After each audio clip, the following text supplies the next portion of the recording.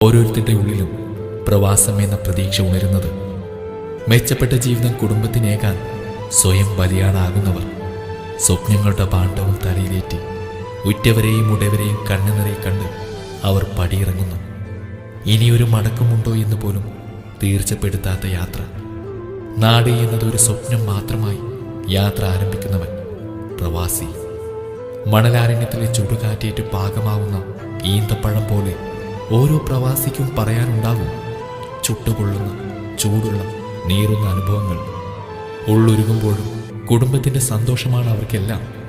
തൻ്റെ ആഗ്രഹങ്ങളെല്ലാം ത്യജിച്ച് താൻ പട്ടിണി കിടന്നാലും വീട്ടുകാർ പട്ടിണി കിടക്കരുതെന്ന് വാശിയുള്ളവൻ.